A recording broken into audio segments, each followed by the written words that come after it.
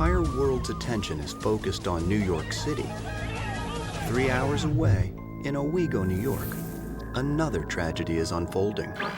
A mother of 4 vanishes into the night. I know she would never have left her children. They were the most important things in her life. And the folks around town are whispering murder.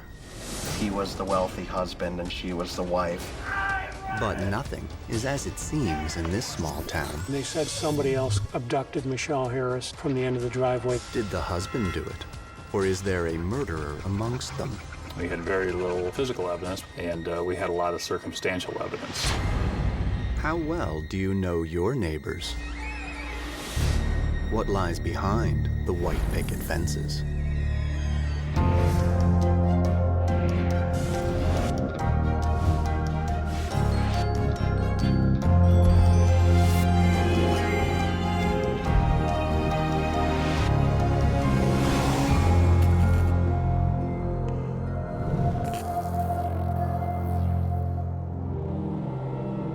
Nestled up against the Finger Lakes and rolling hills of upstate New York is the town of Owego.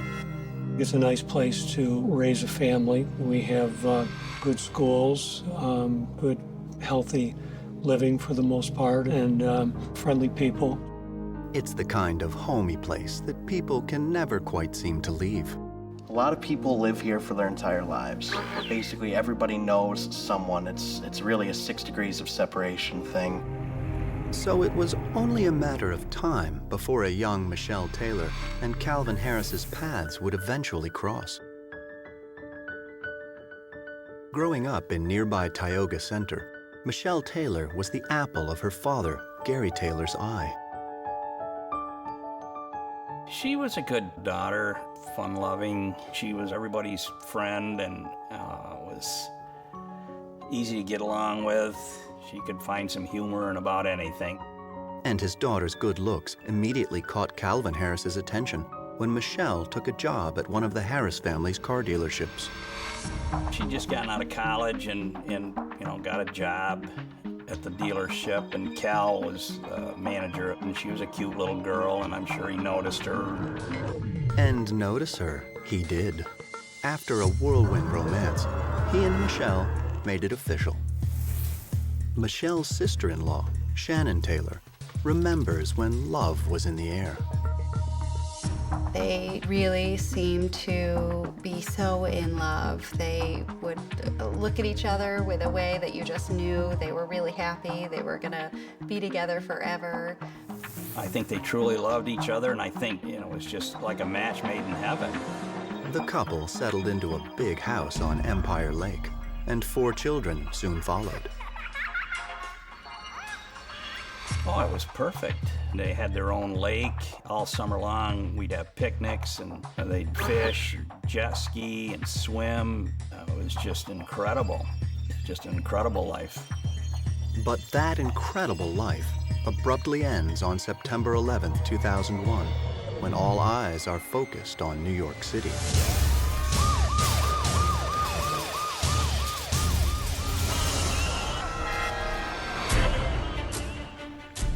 Along with the rest of the world, WEBO radio news director Chris Schmidt is caught up in the chaos following the terrorist attacks.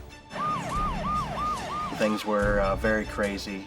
It was really a mood of, I can't believe that just happened in New York City, and what can we do to help? Because we're only about 3.5 hours away from them. And the investigators at the Owego branch of the New York State Police are on standby to help out their fellow New Yorkers at Ground Zero. We were still concerned over what was going on in New York City with the attacks, but it was a general work day. Duty soon calls for investigator Mike Myers, but not in Lower Manhattan. No, investigator Myers gets the call right here, in his own backyard, Tioga County. In the early morning on the 12th, we received the report of Michelle Harris missing. The report states that Michelle Harris, the devoted mother of 4, never came home on the evening of September 11th. And her family is worried sick. Oh, she would never have left her children. She was a good mother. You know, they were the most important things in her life, so I knew it was serious. Investigator Myers makes his way to the Harris house. He assumes, like most missing person cases, this one will most likely work itself out. Still, it's his job to investigate. I knew immediately when we got the report who we were talking about. Cal Harris was pretty well known in the community because he had a Ford dealership in Owego. Everybody knew who he was. After arriving at the couple's home, Myers begins his investigation. When I spoke to Mr. Harris, he was pretty much non-emotional about everything. He didn't seem panicked or upset or concerned where Michelle was. He would just give us the facts. Mr. Harris's tone strikes Myers as odd, but the investigator isn't jumping to any conclusions, especially since Michelle Harris has only been missing a few hours. I didn't have any great opinions of the way he was acting. Everybody's different, and some people just handle it different ways. Investigator Myers does a quick walkthrough of the Harris home, looking for clues that might shed some light on Michelle's disappearance. Mr. Harris gave us full reign of the residence. We could look through any room. We were looking for any type of disturbance, just anything that would look out of place that might have some sort of meaning as to where the person is or was headed at the time. When I went through the residence, it seemed very well kept. Everything seemed to be in its place. With no signs of foul play, there's not much more Investigator Myers can do. Perhaps Mrs. Harris just needed to clear her head. After all, the events of the previous day are taking an emotional toll on everyone. When I left the Harris house, I felt that there was a good chance that Michelle Harris was going to return in the next hour or two, and that would be the end of the missing persons case. But it isn't. When another day passes with no sign of Michelle, her disappearance is looking more and more suspicious. It's time to take a second look around the Harris home. And this time, the New York State Police are bringing in reinforcement. Senior investigator Steve Anderson isn't a TV forensics guy. He's the real thing, and he takes his job very seriously. I'm not there to interact with people. I'm there to look for stuff. He's a methodical investigator with a keen eye for things that other folks might miss. With any missing person, you have to look at all the possibilities, indicators of foul play, signs of an altercations. And it doesn't take long before Anderson's keen eye catches signs of something suspicious. And upon entering into the garage and walking towards the door that leads to the rest of the house and enters into the kitchen, I observed some dried stains on the wall of the garage, which appeared to me to be blood. And it's not just in the garage. I then entered into the kitchen area from the garage, and looking immediately inside there, I noticed some blood on the door molding, on the molding to the floor, and on the tile floor itself. But perhaps what's most disturbing to Anderson is a haphazard attempt at scrubbing the area. The wispiness of some of the stains here. Some of the blood stains did appear to have been cleaned up, or partially cleaned up, showing that something was added to the blood to make it more translucent. For Investigator Anderson, it all points to one thing. The finding of the blood in the house and evidence of cleanup, that would be indicative of an event and a potential crime scene being in the residence. It's not boding well for Calvin Harris. And things are about to get worse when investigators learn trouble was brewing in the Harris home. She suspected that Cal was having an affair. Her whole marriage had been wrong, that it hadn't been right. The question is, wrong enough to commit cold-blooded murder? Cloudy, cool, and breezy, highs in the 60s today. Your news now, Southern Tier 4. WEBO radio news director Chris Schmidt has reported on a lot of the big news in Owego. A ruckus at a town meeting, a barking dog, a rowdy neighbor. And on any other day besides September 12, 2001, the disappearance of a local woman would be the top story. People knew of the Michelle Harris disappearance. They might not have been able to process it because of everything that was happening in New York City after September 11th. but they knew that she was missing. They knew that she was the wife of Cal Harris. And everyone knows the husband is always the first suspect in a missing persons case. The police just might have to agree, especially when the blood discovered in the house turns out to be Michelle's. Senior investigator Susan Mulvey is an old-school cop. It's just the facts, ma'am. Or in Mulvey's case, evidence. Once Steve Anderson found the blood spatter evidence, that changed the complexion of the case. The blood looks pretty bad, but there's no body to speak of. Mulvey orders an extensive search of the area surrounding the Harris home, looking for Michelle or any trace of what might have happened to her. We had many, many people and volunteers doing foot searches of the land that they own. It's a huge area, very wild. We brought divers in to their private lake. We brought in cadaver dogs and search dogs, and we couldn't find anything. If Calvin Harris did kill Michelle in the house, he's done a good job disposing of her body. And without a body, police have an uphill battle ahead. Still, it's not looking good for Calvin when police get a glimpse of the couple's relationship. Michelle suspected that Cal was having an affair. The little things had come up that just didn't seem to fit. She started taking a different view on her relationship. Her whole marriage had been wrong, that it hadn't been right. Funny thing about affairs, they have a way of breaking up marriages. Even Calvin himself admits to police the relationship was going south. From talking to Mr. Harris, he said that she pretty much lived her own life and he lived his own life. They haven't slept together in the same room for about 10 months. Michelle had filed for divorce, but decided to remain in the couple's lakefront home with her children.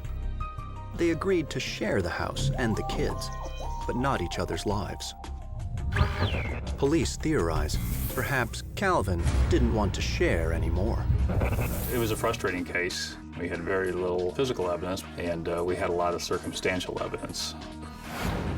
With an investigation heating up against one of Owego's best-known residents, District Attorney Gerald Keene joins the case.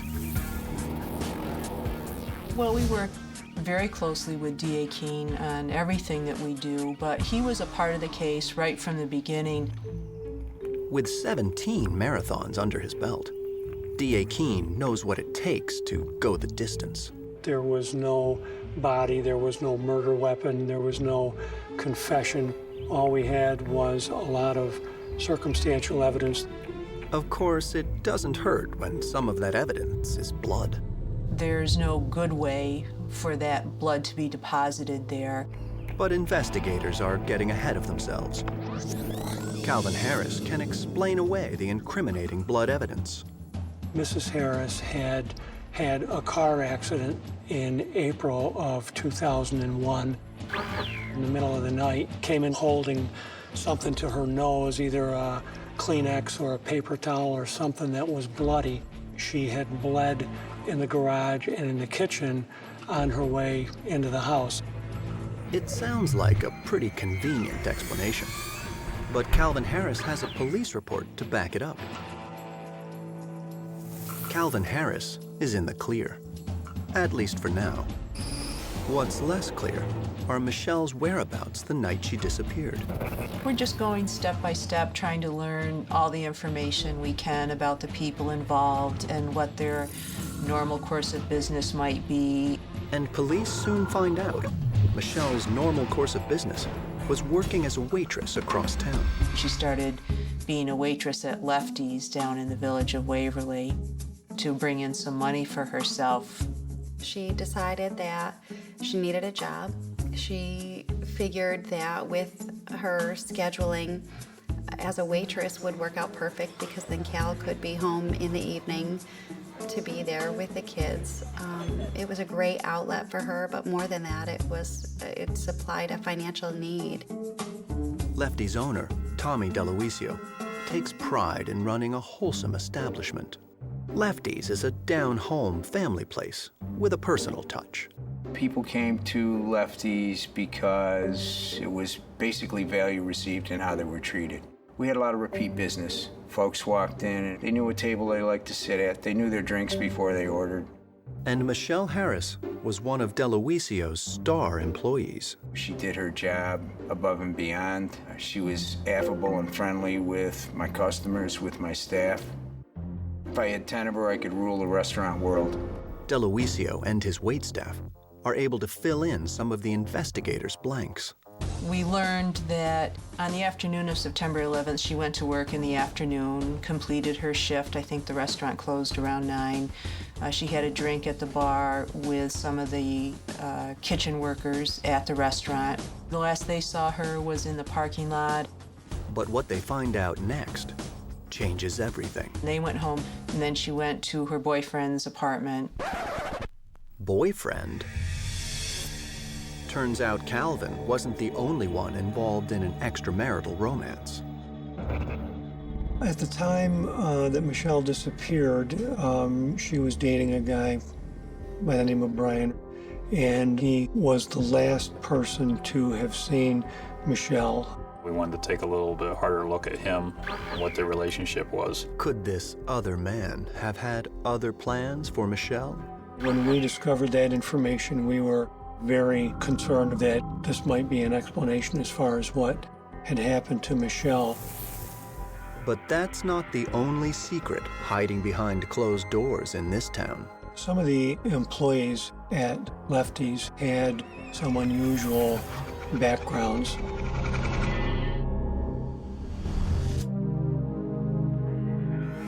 Michelle Harris, dedicated mother of 4, has vanished. Vanished from her home, from her life on a beautiful patch of semi-wild seclusion in Tioga County, New York. Not to be heard from for over 2 weeks. The New York State Police are thinking the worst, and the worst doesn't usually happen around here. Something bad has happened to her. She would not willingly be away from her children like that without making some arrangements, or, she wouldn't just not come home. Something catastrophic has happened to her.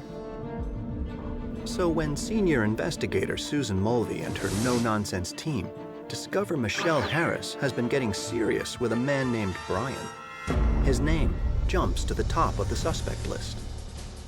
So being the last person to see her, the police were interested in knowing as much as they could about what happened during the time that they were together.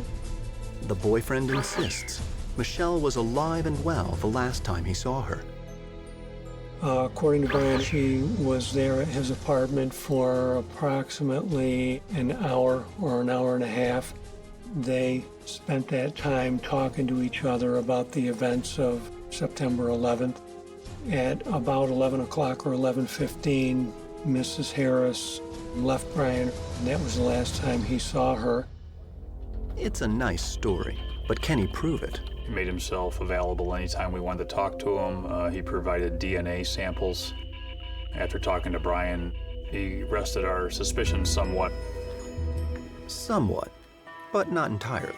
He agreed to take part in a polygraph examination and passed the polygraph. Turns out, the other man isn't anything other than a decent, honest guy who's all torn up about the disappearance of the love of his life. What they found about Brian was that he was very emotional as far as teary and very concerned about Michelle, willing to do anything to help the police with their investigation. So if it's not the boyfriend, not the husband, who else might be responsible for Michelle's disappearance? Investigators start running down the list. We looked at everybody surrounding her, looked at who may have made threats towards her, who she may have voiced fears or concerns about. And there are 2 employees at Lefties that raise big concerns with police, both of whom just happened to share a drink with Michelle the night she disappeared. When we looked at the workers at the restaurant, some of them had brushes with the law in the past and criminal histories. As Lefty's line cook, Alex Holden was usually hidden behind Lefty's kitchen door. An unassuming guy, hidden from view, but also hidden, is a violent criminal record. When we did a background check on him, we found that he had been convicted of a crime in Arizona and did a 10-year prison sentence in Arizona. And it was a violent crime against a female. So obviously we wanted to take a little bit harder look at him. A history of violence towards women? Maybe history has repeated itself. There's only one way to find out. We spoke to him, and we spoke with his girlfriend, who provided an alibi for the entire night of 9/11 over to 9/12. That he was home with her the entire night, and he was very cooperative, provided DNA, and would talk to us anytime we wanted to talk to him. With Alex Holden in the clear, police focus on the other man that night, Michael Akers. Akers' criminal record may be cleaner, but he's also holding a secret. Michael had a sexual relationship with Michelle. A relationship that just happened to be going on at the same time as Michelle's relationship with Brian. Cheating on the other man with another man? Jealousy between lovers may have been too much for Michael Akers to stand. When I talked to Michael, he immediately told me that he had had a sexual relationship with Michelle for about 6 weeks. But he said he never saw her socially or went to any bars with her, has never been to her residence, didn't know where she lived. Akers insists it was just a casual fling, no strings attached. And after several rounds of questioning, his story checks out. They had some brief relationship, and it ended on friendly terms, without any problems or any animosity towards each other. All of Michelle's coworkers are crossed off the suspect list. I personally didn't have any concerns over either one of the gentlemen in question. I didn't think anybody in Lefties was capable of having anything to do with Michelle's disappearance. Investigators are in a pickle. No body, no suspects, no evidence of a crime, maybe no murder. Despite what everyone says, perhaps there is a chance Michelle Harris simply ran away from her complicated life. And it certainly seemed complicated. If she's alive, there'd be a paper trail. Nobody goes off the grid completely. We worked with the Secret Service to look at her Social Security number to see if it was used anywhere. We looked at her credit card history to see if they came up anywhere. We tried to track her jewelry that she had, and we weren't able to find anything through those efforts. All roads seem to lead to one thing. Michelle Harris is not missing. She's dead. But with no body or new leads, the case stalls. We've heard a lot of rumors. Some of them are far-fetched, some of them maybe possibilities, but with all the information that came in, we followed up every lead on tips and things, and it just didn't get us any closer to finding Michelle.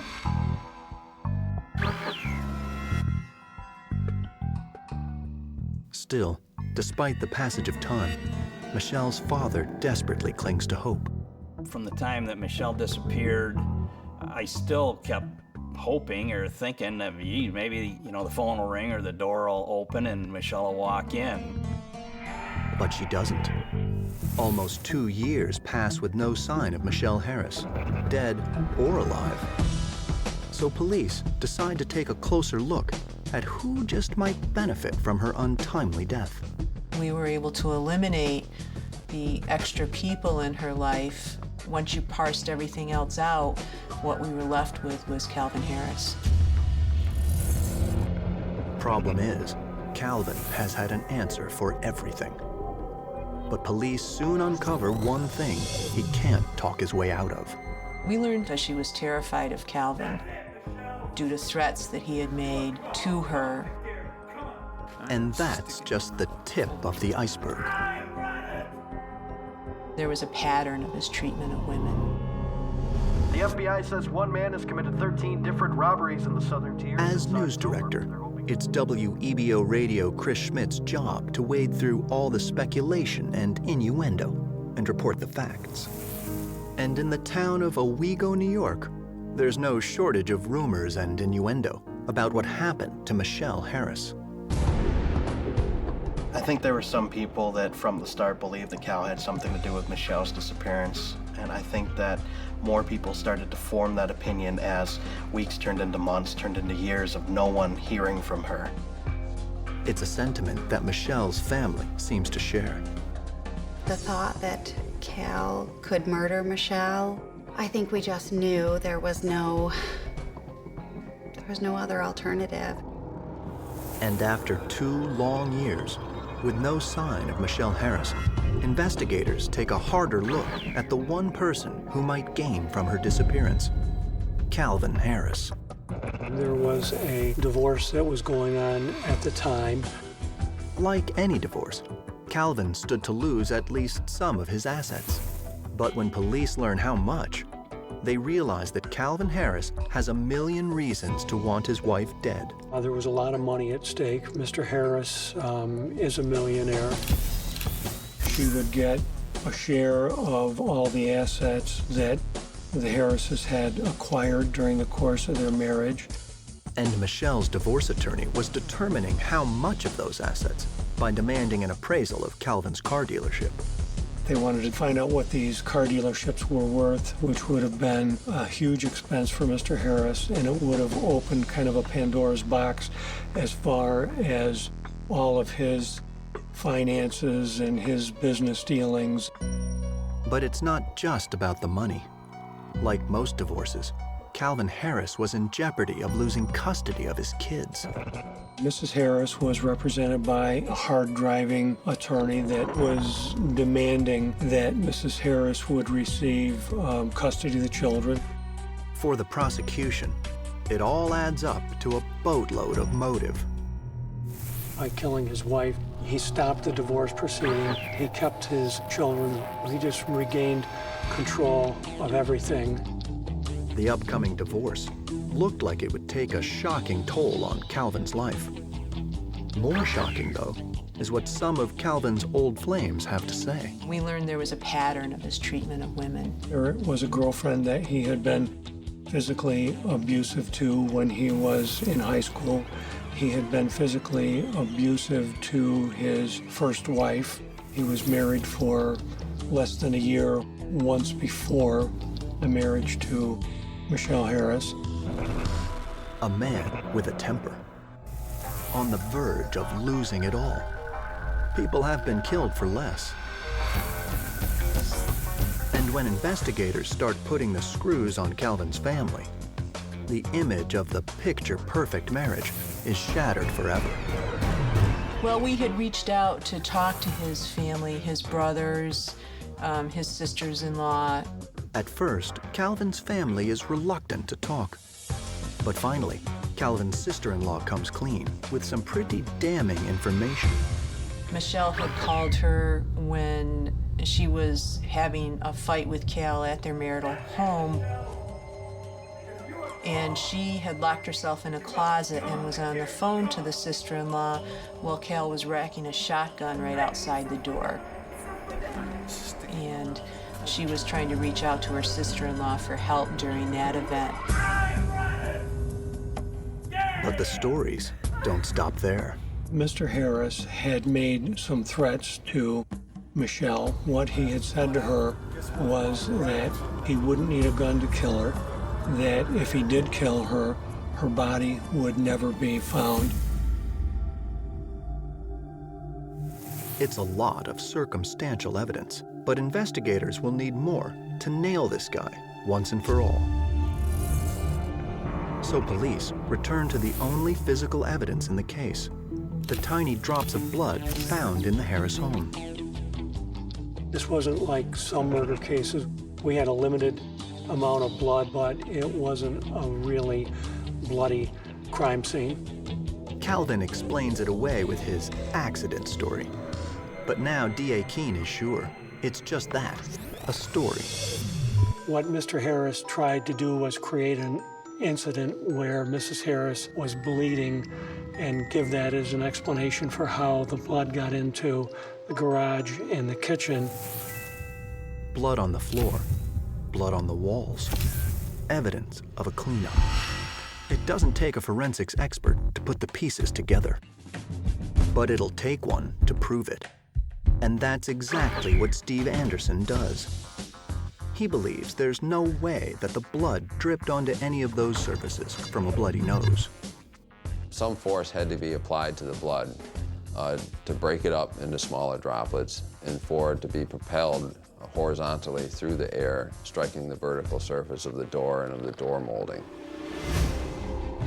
Force in the form of a direct hit to the head, and not a simple bloody nose. And you could try to innocently explain some of the blood stains present in the house. But when you look at the blood quantity and the blood stains we had as a whole, both in the kitchen and then in the garage, that's indicative of the crime scene and an event having occurred in the house. An event that ended in murder. And for the prosecution, it all boils down to this. When Michelle Harris came home on the night of September 11th, Mr. Harris killed her and took advantage of a perfect opportunity because the attention of the entire country was really focused on what had happened in New York City that day. 4 years after Michelle Harris first went missing from her home, Calvin Harris is arrested for second-degree murder. When Cal was arrested, I thought it was a long time overdue, and I'm glad that they finally had enough evidence that they acted on it. In May of 2007, the case against Calvin Harris goes to court. I felt like there was ample evidence there to believe that this guy murdered his wife. Even though it wasn't a really strong case, I thought that there was enough evidence there to present it to 12 jurors and let them make the decision. The prosecution's case is thoughtful and thorough. Michelle Harris isn't missing. She was murdered. And there's only one person with motive, means, and opportunity: Calvin Harris. And they argue it all happened in the wake of 9/11. She left her boyfriend's house at about 11 o'clock. She made the 20-minute drive home to her house. I think she went through the garage door, and as soon as she got through the garage door, she was struck by Mr. Harris with something. She was knocked down. I believe that that's the reason why there's blood on the door. Once he got her incapacitated, I think he then took her out into the garage to finish killing her. He got rid of her body, cleaned up the blood. Lucky for the prosecution, Mr. Harris missed a few spots. I had presented all of the evidence effectively. I felt pretty good about the case. And so does the jury. On June 7th, 2007, Calvin Harris is convicted of murder in the second degree. It's a feeling of relief when the jury announces the verdict. You don't cheer or you don't say anything. You just have this tremendous feeling of relief. For Keene, it looks like he's finally made it to the finish line. That is, until a surprise witness comes forward before the sentencing phase and blows the lid off the prosecution's entire case. Apparently, about an hour after the jury had reached their verdict, a man called one of the defense attorneys to tell the defense attorney that he had supposedly seen something at the end of the Harris's driveway 6 years before. And what this surprise witness says just might prove that Calvin Harris is an innocent man. The witness claimed that he saw Michelle Harris arguing with someone that did not look like Calvin Harris. and that the young man looked like he was angry. Does the prosecution have it all wrong? Mr. Harris was released from jail. I was completely just feeling deflated and destroyed and just not ready to try this case a second time. For the town of Owego, New York, Calvin Harris's murder trial is one for the record books. It is a very contentious issue here in Tioga County, and people are very polarized.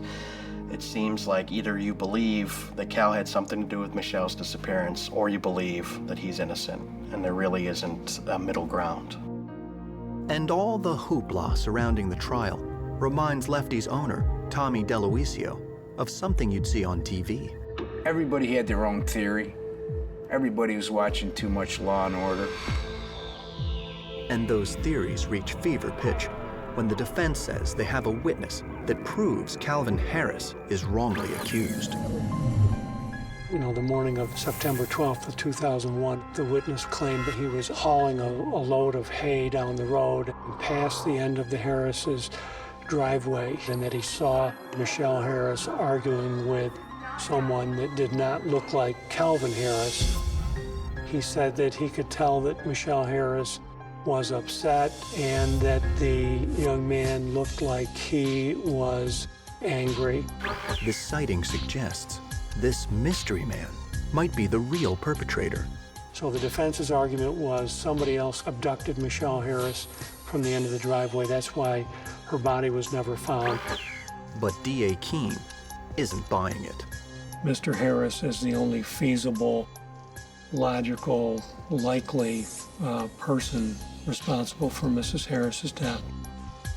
Despite this witness's explosive account, he's still convinced Calvin Harris is guilty of murder. When I first heard that the witness had supposedly seen something 6 years before in the morning that Mrs. Harris disappeared, my reaction was that it was ridiculous, that why would anyone who lives in this community, who would have seen all the publicity that this case got, wait 6 years to come forward with information about this case. But the judge doesn't think it's so ridiculous. He sets the verdict aside, and Calvin Harris is a free man. Mr. Harris was released from jail and allowed to be out of jail on bail. I was completely just feeling deflated and destroyed. And Keene's not the only one. For Michelle's family, it's devastating news. Would you vote for something different? Naturally. Excuse me. We were all pretty numb about the whole situation, and I mean, what can you do? You can't go ballistic, so I mean, we were just waiting and hoping that the state police and the DA could get through this step. And D.A. Keene isn't ready to throw in the towel just yet. He has police review every word of the witness's account, and what they find makes a dubious story sound downright suspicious. We didn't think it was credible. It was completely dark on this road at 5:30 in the morning. We had state police investigators go up there, and it was pitch dark up there at 5:30 in the morning. Bottom line, the prosecution says the conditions were too dark to see all the details the witness claims to have seen. So what does this man have to gain by coming forward with his supposed sighting after 6 long years? The witness made a remark to his wife that he wouldn't be surprised if some morning he found a bag full of money in his truck. Keene argues the witness may not know Calvin Harris personally, but he knows a potential for a windfall when he sees one. Michelle Harris is dead. Sometime during the night, Mr. Harris was a millionaire. Mr. Harris had a car dealership, so we argued to the court that there's some apparent financial motive here. Confident they can discredit the defense's star witness on the stand, the prosecution is ready to face a jury again. When I came into court for the second trial, I was feeling good about the case. We were feeling prepared. I felt like we had a really good chance of winning. He believes they have the truth on their side.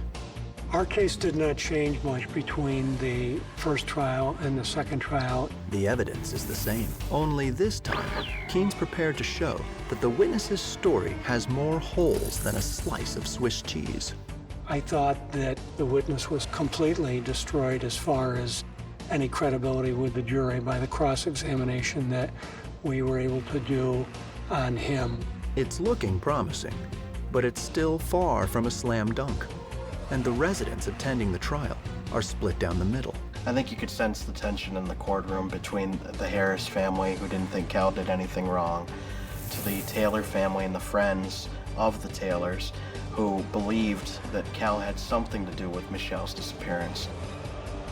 But that's for a jury to decide. And on August 5th, 2009, the jury finds Calvin Harris guilty of his wife's murder again. He is sentenced to 25 years to life in prison. He is currently planning an appeal. When Mr. Harris was found guilty for the second time, I felt happy to have it over with, feeling that justice had been done.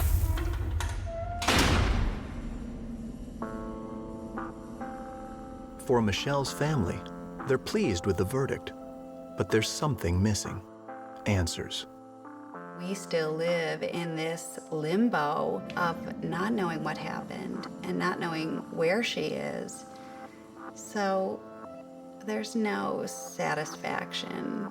Still, there is some comfort in knowing, although she may not be coming home, her memory will live on. We had a memorial stone made, and it's next to her mom's headstone. There's a phrase on there that says, "It's all right, that's all right." I mean, that's just how she was.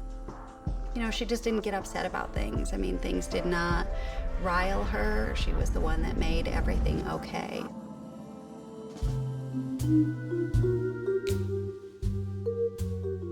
Life is quiet again on the streets of Owego, New York. But every once in a while, people still talk about the case that once rocked their small town. To this day, I think if you went out and you talked to people in Tioga County and you asked them point blank, do you think Cal Harris murdered Michelle? Or do you think that she ran away of her own free accord? I think more people would tell you that they think that Cal Harris murdered Michelle Harris. As for New York State Police investigators, Susan Mulvey and Michael Myers, well, they're still keeping an eye out for that final piece to officially close their case.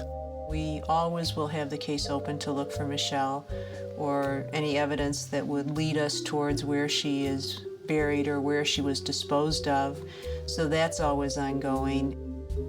And District Attorney Gerald Keene now has more time on his hands, or feet, to train for his next marathon.